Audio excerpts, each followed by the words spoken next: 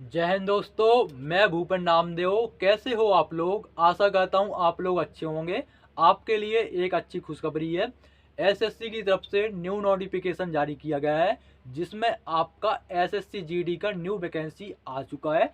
तो आज हम इसी के बारे में चर्चा करेंगे। इसकी अप्लाई डेट क्या है, मतलब ऑनलाइन डेट क्या है, कब से आप इसमें आवेदन कर सकते हैं, इसकी अप्लाई करने की लास्ट डेट क्या है, और इसमें एग्ज़ाम डेट भी दे दिया है। तो ये बहुत ज़रूरी है कि आपका एग्ज़ाम कब होगा, तो वो भी मैं आपको बताऊंगा। इसके अलावा इसमें योग्यता क्या होनी चाहिए, आपकी उम्र क्या होनी चाहिए, तथा कितने साल की आपको उम्र में छूट दी जाएगी। एग्जाम पैटर्न में आपका कितने विषय से प्रश्न पूछे जाते हैं, माइनस मार्किंग और आपका हाइट, चेस्ट, रनिंग। इसके अलावा सबसे लास्ट में बताऊंगा आपकी सैलरी, आपका प्रमोशन, आपका कमांडो और डिपार्टमेंटल एग्जाम देकर कैसे आप असिस्टेंट कमांडेंट बन सकते हैं। तो चलिए दोस्तों, आपको पूरी भर्ती प्रक्रिया समझाते हैं स्टेप बाय स्टेप। तो सबसे पहले हम बात करेंगे, जो कि आपके दिमाग में आ रहा होगा कि ऑनलाइन कब से होंगे। तो आपके एसएससी जीडी का जो न्यू वैकेंसी निकला हुआ है, उसकी ऑनलाइन डेट है 24 नवंबर। कितनी है?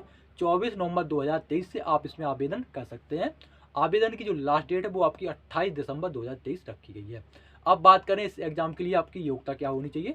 तो सिंपल, आपका 10वीं पास होना चाहिए, यानी मैट्रिक में आप पास होनी चाहिए।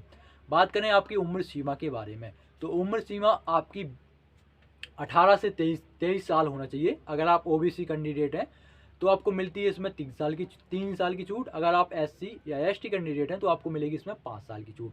अब बात करें वैकेंसी डिटेल्स के बारे में, तो आपकी जो वैकेंसी है वो 70 से 80 हज़ार के बीच में आने के फुल चांस है। क्योंकि आपकी जो पिछला वैकेंसी निकला हुआ था वो आपका 50,187 पद पर निकला हुआ था। ठीक है, और आपका सीआरपीएफ में 1.5 लाख पद खाली हैं, बीएसएमई का आपके पद खाली हैं।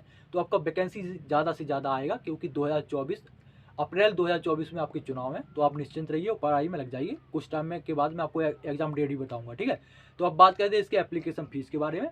तो एप्लीकेशन फीस आपको जर्नल, ओबीसी, ईडब्ल्यूएस कैंडिडेट से लिए जाते हैं 100 रुपये। अगर आप एससी, एसटी या महिला उम्मीदवार हैं तो आपको एक भी रुपये नहीं देने पड़ते। अब बता दें आपके एग्जाम पैटर्न, एग्जाम डेट। तो आपका जो एग्जाम होगा, जो आपका जो एसएससी जीडी का न्यू वैकेंसी निकला हुआ है 23-24 का, उसका एग्जाम आपका फरवरी 2024 से लेकर मार्च 2024 तक चलेंगे। मतलब फरवरी मार्च 2024 में आपका एसएससी जीडी का जो न्यू वैकेंसी निकला हुआ है उसका एग्जाम होगा। तो आप अभी से तैयारी में लग जाइए, क्योंकि पिछली पिछली साल का जो कट ऑफ गया है वो बहुत हाई गया है। और उसमें टाइम भी आपको, जिन कैंडिडेट का प्रैक्टिस अच्छा था, ठीक है ना, पेपर ज़्यादा कठिन नहीं आया था, तो कठिन नहीं आया था पेपर, पेपर आया था सरल।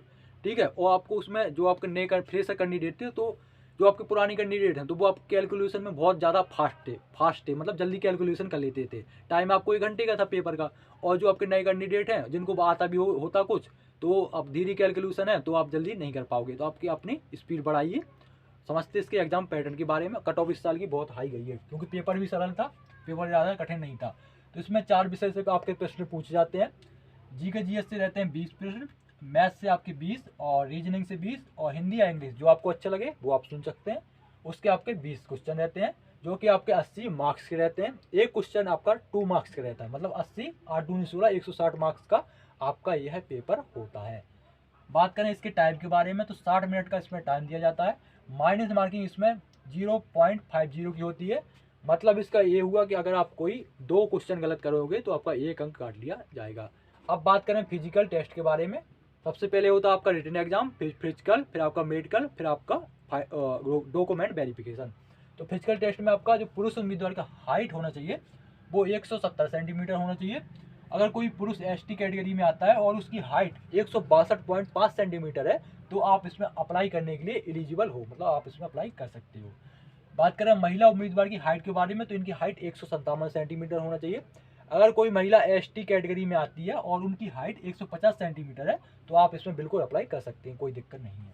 बात करें चेस्ट के बारे में, तो इसमें जो मिनिमम चेस्ट होना चाहिए वो 80 सेंटीमीटर होना चाहिए, और 80 से 85 सेंटीमीटर। अगर आपको ज़्यादा है, 90 है, 80 से ज़्यादा 90 है, तो अभी आप इसमें अप्लाई कर सकते हैं, एलिजिबल हो। ठीक है ना, 80 से 85 सेंटीमीटर आपका चेस्ट होना चाहिए, और 5 सेंटीमीटर आपका चेस्ट का फुलावा होना चाहिए। मैं आपको करके बताता हूँ। ऐसा सिंपल खड़े हो जाते हैं, और यहाँ निप्पल के नीचे से आपका यहाँ फीता डाला जाता है, और ऐसा मिनिमम आपका 80 नापेंगे, और 5 सेंटीमीटर आपको ऐसे फुलाना है। तो आपका 80 से 85 आना चाहिए मिनिमम। ठीक है, आप समझ गए होंगे। बात करें रनिंग के बारे में, रनिंग आपकी 5 किलोमीटर की होगी। पुरुष उम्मीदवार की टाइम दिया जाएगा 24 मिनट का। महिला उम्मीदवार की 1600 मीटर की रनिंग होगी, और इनको टाइम दिया जाता है 8 मिनट 30 सेकंड का। ये हो गया आपकी रनिंग, यानी आपकी दौड़। अब बात करें इसके वजन के बारे में, तो वजन आपका जो मिनिमम वजन होना चाहिए वो 50 किलोग्राम होना चाहिए। मैक्सिमम अगर आपका 70-80 या पर ज़्यादा वजन है तो वो वजन आपका एज के अकॉर्डिंग नापा जाता है, आपकी उम्र के हिसाब से वो वजन नापा जाता है।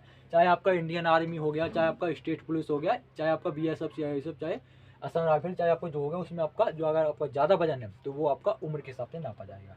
अब बात करते हैं आपकी सैलरी, प्रमोशन, कमांडो और डिपार्टमेंटल एग्जाम के बारे में। तो प्रमोशन के बारे में बात करें पहले, तो प्रमोशन आपका पहले आप कांस्टेबल के पद पर, ठीक है ना, पदस्थ हो जाते हो, उसके बाद फिर बनते हो आप प्रमोशन होके हेड कांस्टेबल, फिर प्रमोशन, फिर आपका ASI यानी असिस्टेंट सब इंस्पेक्टर, फिर प्रमोशन, फिर बनोगे आप सब इंस्पेक्टर, फिर प्रमोशन, फिर बनोगे आप इंस्पेक्टर यानी कोतवाल। कोतवाल के पद तक आप रिटायर्ड हो जाते हो। इसके अलावा अगर आप और ऊपर जाना चाहते हैं तो आप डिपार्टमेंटल एग्जाम सुनिए। डिपार्टमेंटल एग्जाम देकर आप, अगर आपकी योग्यता 12वीं पास है, इसके लिए 10वीं पास चाहिए GD के लिए, अगर आप 12वीं पास कर लिए हो तो आप डिपार्टमेंटल एग्जाम देकर हेड कांस्टेबल मिनिस्ट्रियल या हेड कांस्टेबल GD बन सकते हो। इसके अलावा अगर आपने ग्रेजुएशन कर रखा है तो आप सब इंस्पेक्टर या दरोगा बन सकते हो डिपार्टमेंटल एग्जाम देकर। इसके अलावा अगर आपने ग्रेजुएशन कर रखा है तो आप असिस्टेंट कमांडेंट भी बन सकते हैं, जो आपका UPSC का कैंडिडेट असिस्टेंट कमांडेंट बनता है पहली पोस्टिंग में, वो आप डिपार्टमेंटल एग्जाम देकर सीधा असिस्टेंट कमांडेंट बन सकते हो, ठीक है। और आपका असिस्टेंट कमांडेंट में जो आपका डिपार्टमेंटल एग्जाम होता है तो उसमें ज़्यादा कट ऑफ भी नहीं जाता है, क्योंकि आपका डिपार्टमेंटल में केवल डिपार्टमेंट की कैंडिडेट अप्लाई कर सकते हैं और अदर कोई नहीं कर पाता है। अब बात करें आपकी सैलरी के बारे में, तो सैलरी इसमें बेसिक पे आपका 21,700 रुपये रहता है। इसके अलावा आपका TA DA HRA जो कि आपके सेंट्रल गवर्नमेंट की तरफ से अलाउंसेस दिए जाते हैं, इन सभी अलाउंसेस मिला के आपकी सैलरी बनती है 35 से 40 हज़ार के बीच में। अब बात कहते हैं आपकी कमांडो के बारे में, तो कमांडो इसमें BSF का क्रोकोडाइल कमांडो, CISF का निंजा कमांडो, और आपका SSB का कोई कमांडो नहीं होता, SSF का कोई कमांडो नहीं, और NCB का कोई कमांडो नहीं, असम राइफल का घाटा कमांडो, CRPF का आपका कोबरा कमांडो। ये आपके कमांडो यूनिट के नाम हो गए। अगर आप कमांडो बनना चाहते हैं तो आप, अगर आप GD में सिलेक्ट हो जाते हैं तो आप NSG कमांडो भी बन सकते हैं, SPG कमांडो भी बन सकते हैं, जो आपकी प्रधानमंत्री PMG की सुरक्षा करता है वो SPG कमांडो होता है। वो केवल आपका पुलिस फोर्स वाले ही जा सकते हैं, उसमें इंडियन आर्मी के जवान नहीं रहते हैं। जो आपका PM मोदी हैं जो आपके अपने, तो जो उनकी सुरक्षा करते हैं वो केवल आपके पुलिस फोर्स या पुलिस से ही जाते हैं, इंडियन आर्मी के उसमें जवान नहीं होते हैं। NSG में आपके जवान होते हैं आपके ये आपका police force plus Indian army के, ठीक है। तो आप कमांडो बन सकते हैं। जब आपकी ट्रेनिंग होगी GD की, लास्ट में आपसे पूछा जाएगा कि आप कमांडो बनना चाहते हैं। तो अगर आप बनना चाहते होंगे तो कुछ आपका प्रोसेस होता है, तो आप वो प्रोसेस क्लियर कर लेंगे, फिर आपका 3 महीने की ट्रेनिंग होगी, उसके बाद आप कमांडो बन सकते हैं, ठीक है। और कमांडो की सैलरी मिलती है वो आपकी 19,000 कुछ रुपये मिलती है, तो 35,000 ये हो गया, 19,000 वो हो गए। तो शुरुआत में इन सबको जोड़ के शुरुआत में जो आपकी सैलरी बनेगी वो 50 से 60,000 के बीच में बनेगी। ये थी जानकारी कुछ SSC GD न्यू वैकेंसी 23-24 के बारे में। इसके अलावा अगर आपको कुछ डाउट हो तो आप कमेंट बॉक्स में कमेंट कर सकते हैं। मिलते हैं किसी नई जानकारी के साथ, तब तक के लिए जय हिंद, जय भारत।